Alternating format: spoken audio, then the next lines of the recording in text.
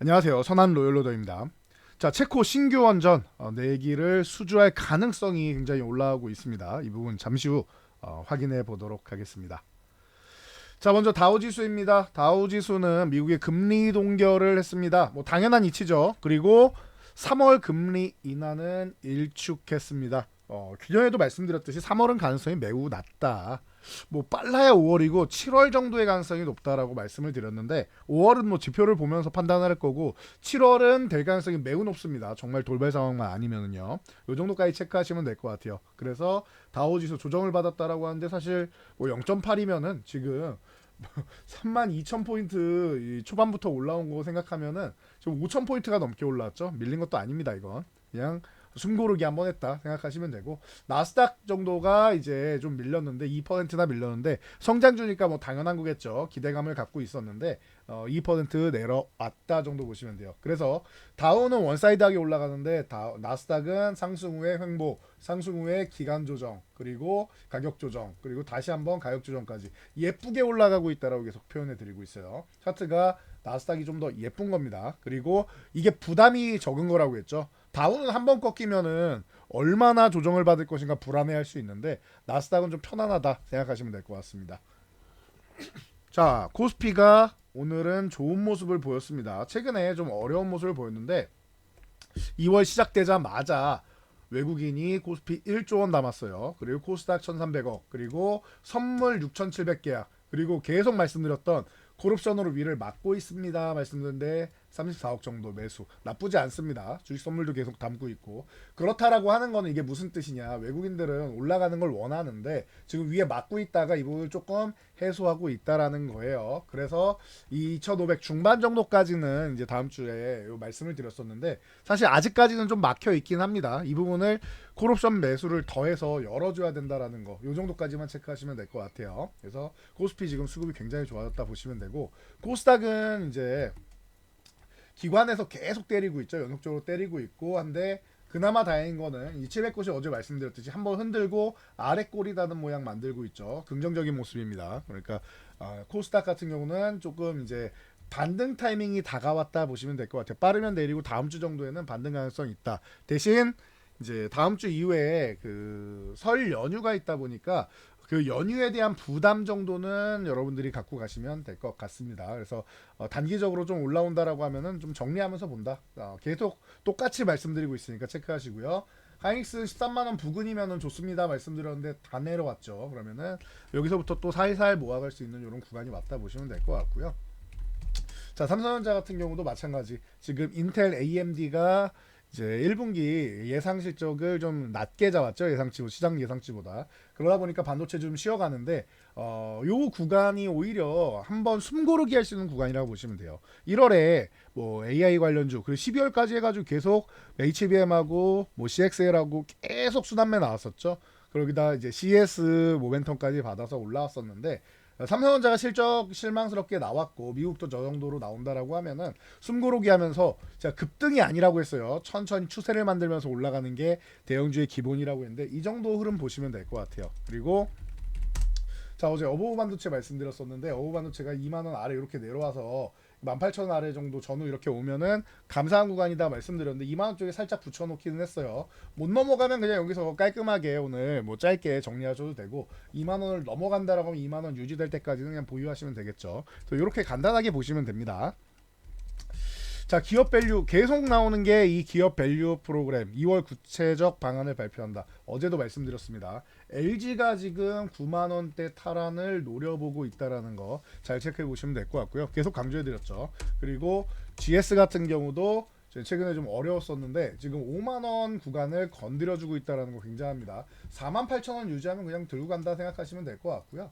요 구간입니다. 기술적으로는 48,000원, 요 4,000원 단위로 올리면서 본다라고 생각하시면 될 것 같아요. 그래서 제가 4만 원 중요합니다라고 기존에도 요 구간에서 계속 말씀드렸었는데 한번 올라왔다가 44,000원 붙여가지 못하고 밀렸죠. 그리고 4만 원 다시 지적 테스트 받고 다시 한번 제자리 찾아가는 모습입니다. 한 25% 수익이 났네요. 여기서 이제 추가적으로 얼만큼 올라가느냐 아니면 48,000원 유지가 안 되면은 정리하고 나중에 보는 것도 방법이 됩니다. 자, GS 같은 경우 이렇게까지 보여드렸고 CJ가 오늘 좋았죠. CJ가 오늘 좀 멋진 모습 보이면서 탁 튀어 올랐는데 10만 원 구간에 딱 붙여놨습니다. 10만 원 유지된다라고 하는 건 보유하시면 되고, 대신 CJ는 거래 대금이 덜 터졌어요. 그래서 여기서 양봉 하나 세워주면서 거래 대금 한번 더 붙여줄 필요가 있다. 아니면은 CJ는 좀 약하다 생각하시면 되고요. 하나 같은 경우도 현금 자산도 많고 이 기업 같은 경우도 기대감이 높다라고 계속 말씀드리고 있는데, 하나 역시나 3만 원 구간 딱 붙여놓고 올라와 있는 모습이고요.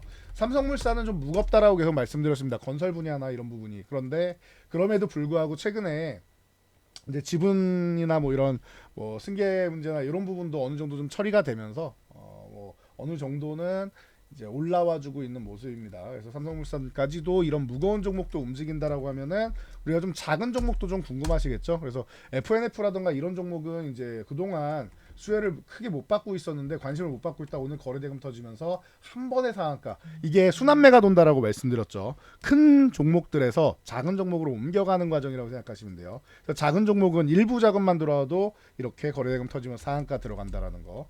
동국홀딩스 같은 경우도 마찬가지인 것 같아요. 자, 동국홀딩스도 오늘 이제 15% 장중에 이제 뭐 상한가 터치했다가 내려왔는데 거래대금이 들어가면서 이제 시작하는 이런 모습이죠. 그리고 한진 같은 경우도, 한진은 이제 뭐 대한항공, 아시아나 뭐 합병 얘기도 나왔는데 뭐 관련해 가지고 이제 요 기업 밸류 프로그램하고 같이 좀 움직였다 보시면 될 것 같습니다. 그리고 뭐 키움증권 비롯해서 뭐 하나생명 뭐 이런 종목들 전체적으로 좋아지고 있다 말씀드렸는데 10만 원 넘어가는 거 좋고요.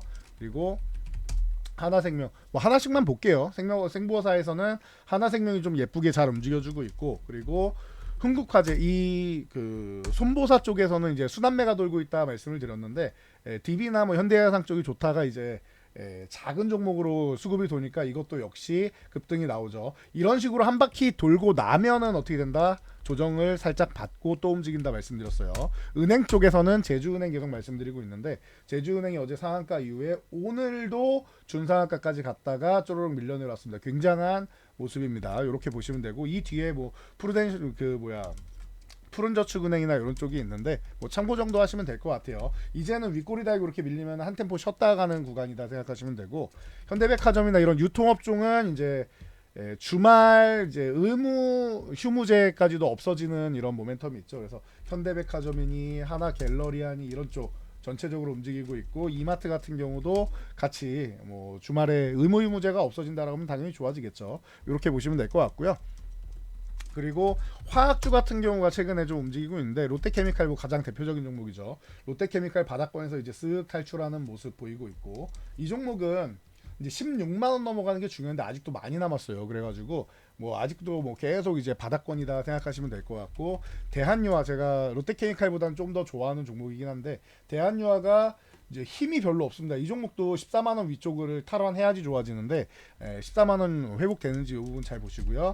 그리고 조금 더 작은 종목 중에 금호석유 제가 굉장히 좋아하죠. 이 종목 같은 경우가 탄력이 더 좋습니다. 롯데케미칼은 추세가 굉장히 좋고 금호석유는 탄력이 좋은데, 대한유화가 약한 거는 이제 뭐 분리막 쪽 사업 이제 LG 쪽이랑 같이 하는데 그 부분이 이제 2차 전지 쪽이 최근에 안 좋다 보니까, 그리고 분리막은 계속 안 좋았었죠. 그래서 기존 사업 화학 쪽도 안 좋고 이제 신규 사업도 조금 이제 지지부진하다 보니까 이런 부분이 좀 문제가 됐다 보시면 되고, 금호석유는 좀 달라요. 이 타이어 쪽 이제 고무 쪽 같은 경우에는 굉장히 좋은 모습 보이고 있기 때문에 올라올 때도 좀 탄력적으로 움직인다 보시면 될 것 같습니다.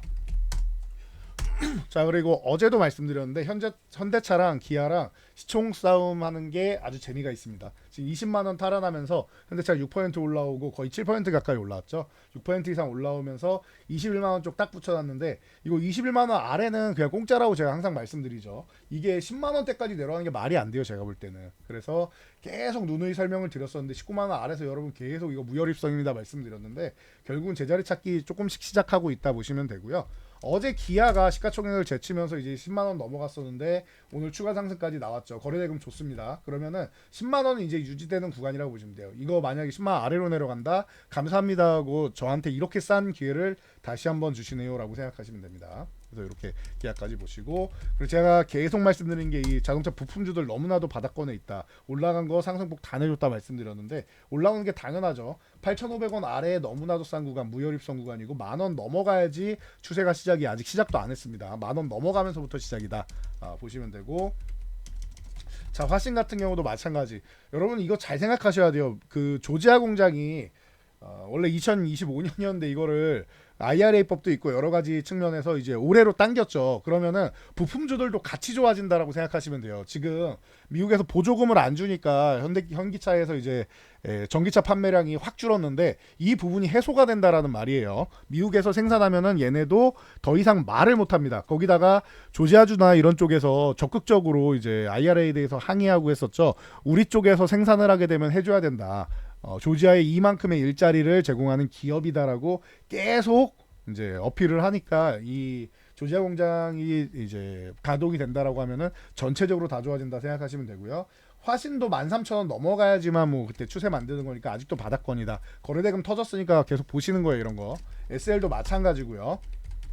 SL도 이런 종목도 마찬가지니까 이거 같이 보시고, 가장 안타까운 게 아진산업 같은 경우가 이제 현대차 들어간 다음에 가장 먼저 이제 들어갔는데 이게 기업의 문제가 아니라 이제 횡령 문제가 있었죠. 그 오스테인 플란트 생각하시면 돼요. 그래서 지금 기업 정지가 돼 있는데 다음 달 21일 정도면은 이제 판결이 나니까 이제 기업 유지된다라고 하면은 다시 거래가 될 겁니다. 아진산업은 또 다시 좋아질 수 있는 종목이니까 참고하시면 될 것 같아요. 이번 달 한 3주 정도 기다리시면 결과 보실 수 있을 겁니다. 그리고 이제 상신 브레이크 같은 경우는 실적도 잘 나왔죠. 그러면서 오늘 이제 뭐 상한가 들어가는 거 아니냐 싶었는데 준상한가 정도까지 갔다 윗꼬리 달고 내려왔는데 이거 고맙다고 생각해야 돼요. 여러분 기회 주는 거다 보시면 될 것 같습니다. 그래서 상신 브레이크도 좀 관심 가져 보시고요. 조금 전에 한진 말씀드리면서 아시아나 대한항공 인수합병 얘기 나왔다 말씀드렸는데 대한항공 조금 올라가다 말았죠. 그리고 아시아나항공 같은 경우 이 13,000원 돌파 시도 다시 한번 했는데 유럽 쪽 그리고 일본 쪽에서도 합병 승인이 나왔어요. 그렇다라고 하면은 이제 뭐 거의 뭐 8분응선 넘은 게 아닌가 싶을 정도로 지금 진행이 되고 있으니까 참고하시면 될 것 같습니다. 이 관련주로는 아시아나 IDT가 가장 탄력이 좋다라고 말씀드렸는데 아시아나항공이나 아시아나 IDT나 지난번 이번 다 윗꼬리 달고 쓱 밀려가지고 좀 아쉽긴 하지만 2만원 부근이면 또다시 한번 봐도 되는 구간이겠죠. 그래서 단기적으로 올라갔다 시초가 이런 종목은 항상 말씀드리죠. 시초가에서 치고 달려야 되는데 시초가 이탈하면은 정리한다라고 계속 말씀드렸습니다. 참고하시고요. 자, 체코 신규 원전이 기존의 계획은 한 기였는데 4기로 확장한다라고 합니다. 그러면서 입찰 제안을 했는데 이 한수원하고 프랑스 전력공사에만 입찰 요청을 했습니다. 그래서 2파전으로 압축이 됐습니다. 그래서 굉장히 우리나라가 좀 이제 미국의 웨스팅하우스까지 제치면서 이제 굉장히 뭐 또 한번 역사를 이뤄내지 않을까라고 이제 기대감을 모으고 있는데요. 뭐 확정이 돼야겠죠. 프랑스랑 한수원이랑 지금 경쟁을 하고 있으니까 나눠서 입찰해서 들어가기만 해도 우리는 한 기만 들어가도 대성공입니다, 여러분. 이것만 알고 계세요.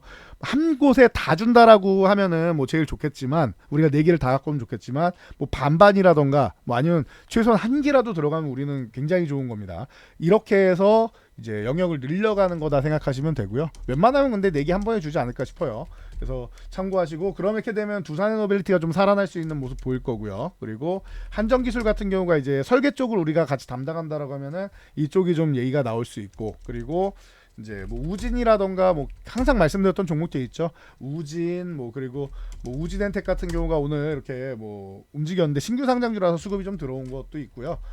한신기계나 뭐 G2파워 이런 종목들 항상 말씀드리죠. 이런 종목들 제일 먼저 움직일 수 있는 기계 쪽이에요. 한신기계 그리고 G2파워 이런 쪽으로 해서 같이 보시면서 BHI나 뭐 오르비텍 이런 쪽이 이제 전통의 종목이니까 참고 정도 하시면 될 것 같습니다. 그래서 이거는 이제 대면은 보자고요. 어느 정도 좀 진척이 되는지.